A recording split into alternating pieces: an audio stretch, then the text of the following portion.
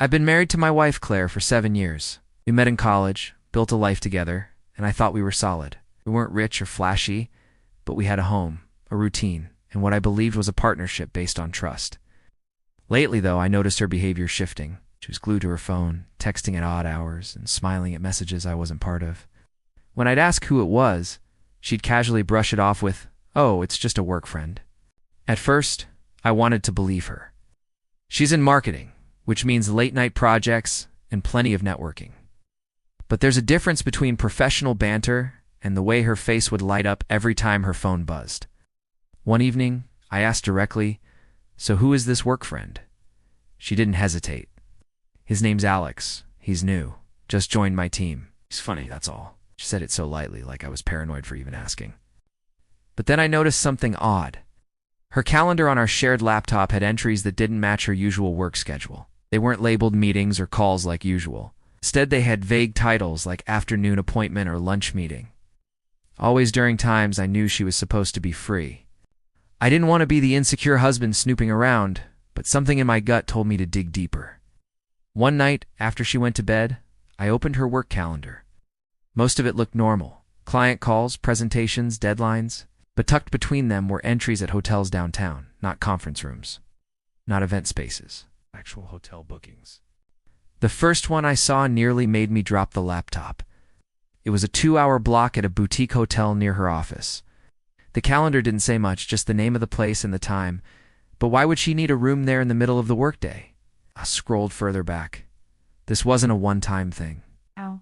There were at least 3 separate appointments at different hotels over the past month, always discreetly labeled. Ow. Always during work hours. My chest tightened. I wanted to slam the laptop shut and pretend I hadn't seen anything. But the more I looked, the clearer it became. This wasn't business. This wasn't harmless. The next morning, I confronted her casually. "Hey, you've been really busy lately. Do you ever get time to yourself?" She laughed nervously.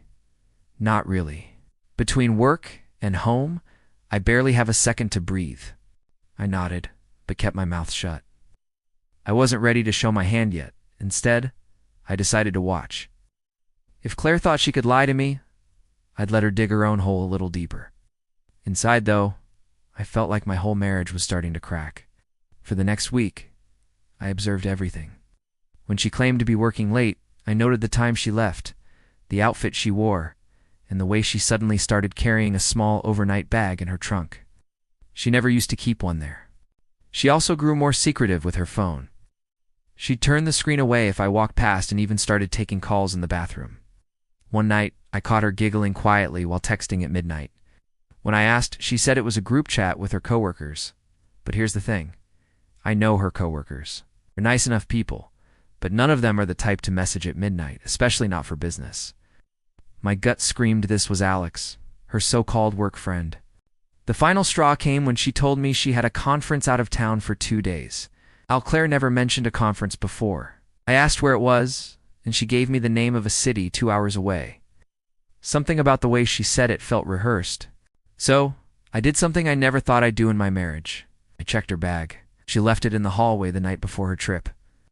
Inside, I expected business clothes, notebooks, maybe company brochures. Instead, I found lingerie she never wore for me, a bottle of perfume I didn't recognize, and a pack of birth control pills she had stopped taking years ago. My heart sank. I zipped the bag up carefully and left it exactly where it was. I wanted proof. Undeniable, concrete proof. Before confronting her, that's when I decided to follow her. The next morning, she kissed me goodbye, told me she'd call when she arrived, and left with her suitcase. I waited 10 minutes, then got in my car and tailed her. She didn't drive toward the city she had mentioned. Instead, she went straight downtown to one of the hotels I'd seen on her calendar. I parked across the street and watched as she got out, looking around nervously before heading inside. She wasn't there for a meeting. She wasn't there for a conference. She was dressed for him. I snapped pictures on my phone. Her walking into the hotel, the timestamp, the name of the place. I sat in my car for an hour, my stomach twisting, until I saw her come back out with a man. Tall, dark hair, carrying himself like he owned the world. He had his hand on her lower back. I didn't need an introduction. That was Alex. Claire smiled at him the way she used to smile at me years ago, before things changed.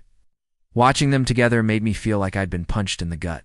Took more pictures, but instead of confronting them right there, I drove home. I was too angry, too broken. I needed a plan. That night, she came home with her usual excuse.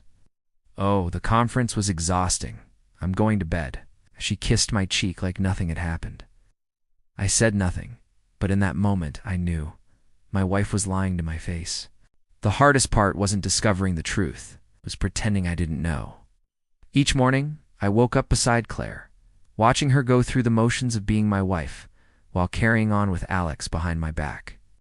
Every I love you sounded rehearsed, like a script she had memorized. I couldn't eat properly. I couldn't sleep. At work, I stared at my computer screen for hours, pretending to be productive while my mind replayed the images of her walking into that hotel. But despite the ache in my chest, I held myself back from blowing up. Why? Because if I confronted her without being prepared, she would lie, manipulate, or twist the situation to make me look crazy. I needed everything. Pictures, receipts, messages, so there would be no room for denial. If this was going to end, it had to end with clarity. So I started digging, slowly, carefully. I checked our shared credit card statements. There they were. Multiple charges at restaurants we'd never been to, hotels I'd never stayed in, rideshare trips that didn't match her work schedule, all while she claimed to be overtime at the office. Then, I remembered the calendar. The one she thought was private. I logged into our shared computer one night while she was showering and pulled up her email account. She'd saved events under boring labels like client meeting or training session. But the locations, hotel addresses, sometimes even the same one she had been at with Alex. The evidence stacked up quickly. And yet each night, she still smiled at me like nothing was wrong. That's when the betrayal really cut deep. It wasn't just the cheating. It was her ability to come home, eat dinner with me, sit on the couch watching shows, and act like our marriage was intact. I decided to test her. One evening, while she claimed to be at the office, I called her phone. She didn't answer. Hi. A few minutes later, I got a text. In a meeting, can't talk. Love you. My stomach churned, because at that exact time, I was parked outside the hotel again, watching her walk inside with him. That was the moment I realized I couldn't just keep gathering evidence forever. I needed a plan for the confrontation. But I didn't want a screaming match in our kitchen. I wanted her lies to collapse under the weight of the truth. The idea hit me when I remembered her upcoming birthday. She had planned a dinner with close friends and family, something small but special. She was excited about it, kept talking about which restaurant to book and what outfit she might wear. I thought, what better time, what better place? If I revealed everything then, in front of people who mattered to her, there would be no escape. No rewriting the story. Everyone would see her for what she had done. I spent the next few days organizing my evidence into a neat folder on my phone. Screenshots of texts, calendar events, hotel bookings, credit card statements, and the photos, the ones of her and Alex hand in hand, walking out of hotels. The folder was titled simply, Truth. As the birthday dinner approached, my anger was balanced with cold determination. She thought she could live a double life. She thought she could have me at home while sneaking off with him. But soon, very soon, everyone was going to see the truth. The night of Claire's birthday dinner arrived, and the air in our house was strangely calm. She spent hours getting ready, humming softly as she applied her makeup. I sat on the edge of the bed watching her slip into a dress she had bought for a client dinner, and my chest tightened with the knowledge of who she had probably worn it for first. On the drive to the restaurant, she kept chatting about how excited she was that her family and closest friends were coming. She even reached over to squeeze my hand, saying, "Thank you for always supporting me." I nearly laughed at the irony, but I just nodded and kept driving, my phone heavy in my pocket with all the evidence ready. The restaurant was elegant but not over the top. We were seated in a private dining room that she had reserved weeks in advance. Slowly, her sister arrived, then her parents, a couple of coworkers, and some of our mutual friends. Everyone hugged her, wished her happy birthday, and poured glasses of wine. She was glowing, soaking in the attention, completely unaware that her perfect evening was about to unravel. Dinner began with laughter, toasts, and chatter. I played along, smiling, eating, answering questions, even leaning in for a kiss on her cheek when someone teased us about being the perfect couple. Inside, I was rehearsing my lines, waiting for the right moment. That moment came after dessert. The waiter had just set down a small cake with candles, and everyone sang happy birthday. Claire laughed, blew out the candles, and looked at me with that radiant smile that used to make me melt. I stood up, raising my glass for a toast. Everyone turned their attention to me. I just want to say, I began, how grateful I am for everyone being here to celebrate Claire tonight. She's been a wonderful wife, and she means the world to me. Claire blushed, resting her chin in her hand like she was soaking up the affection. But I continued, my voice steady but sharp. I think there's something important everyone here should know about the woman we're celebrating. Confusion rippled across the table. Claire's smile faltered. Honey, what are you doing? She whispered. I pulled out my phone and tapped the folder labeled Truth. I held up the screen showing the first photo of her and Alex walking into the hotel together. A collective gasp went around the table. This, I said, swiping through photo after photo. It's where she's really been during those so-called client meetings and late nights at the office. Claire's face drained of color. No, it's not what it looks like, she stammered. But I cut her off. I opened her calendar on the screen, pointing out the hotel bookings disguised as training sessions. Then I scrolled to the credit card statements, highlighting the charges from restaurants and hotels I'd never been to. Tell me, Claire, I said coldly, how many of these work dinners did Alex attend? 'Cause from the looks of it, he was your main client. Her sister gasped audibly. Her father shook his head, muttering something under his breath. Friend covered her mouth in shock. Claire was trembling now, tears forming in her eyes. Please, she whispered, not here. Can we talk about this privately? No, I said firmly, setting the phone on the table for everyone to see. You lied to me privately for months. Tonight, the truth deserves to be public. The room was dead silent, except for the sound of Claire softly sobbing. Her perfect birthday dinner had turned into her public unmasking. The silence in the room stretched so long it felt like the air itself had thickened. Claire's mother was the first to break it. She leaned back in her chair, staring at her daughter with a mixture of disappointment and disbelief. Claire, how could you? Claire's face crumpled and she buried it in her hands. It wasn't supposed to happen like this, she whispered through her tears. Her voice was small, almost childlike, as though she wanted sympathy rather than accountability. Her sister, however, wasn't having it. That's supposed to happen like this? You mean you didn't expect to get caught? You've been lying to everyone, especially him? She gestured at me. And you brought us here, all of us, to sit and smile while you played the perfect wife. Claire's eyes darted around the table, desperate for someone to defend her, but no one spoke. Even her closest coworker, who had arrived with her, sat frozen with wide eyes. I had a feeling he knew more than he had ever admitted. I kept my composure, though my chest was pounding. Claire, I begged you for the truth so many times. I wanted to believe you. But instead, I had to become a detective in my own marriage, just to see the reality. And now I'm done. I pulled a folded envelope from my pocket and placed it gently on the table in front of her. Those are divorce papers.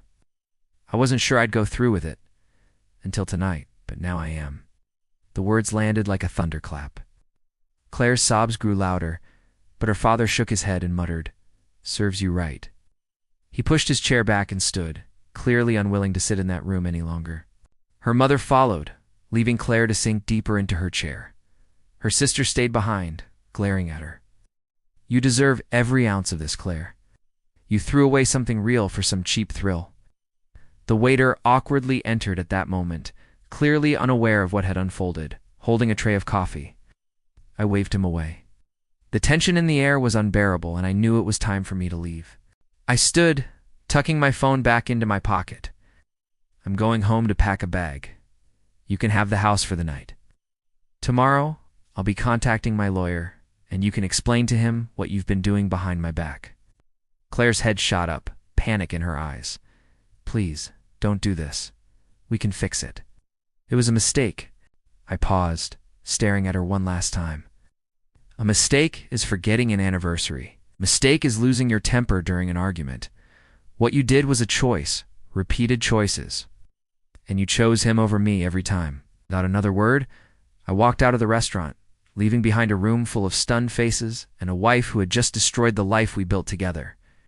Outside, the cool night air hit me like a wave, but it felt cleansing. For the first time in months, I didn't feel like I was drowning in lies. Walking away from that restaurant felt surreal. For months, I'd doubted myself, but now the truth was undeniable. Claire wasn't the person I thought she was, and there was no fixing it.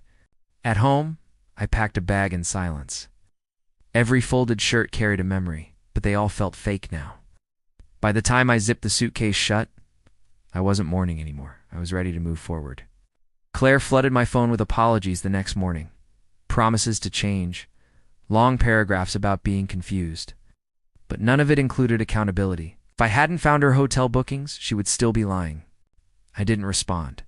Instead, I let my lawyer handle it. When Claire eventually showed up at my door, begging me to forgive her, I told her the truth. You didn't make one mistake. You made choices, over and over. How do you fix that? She couldn't answer.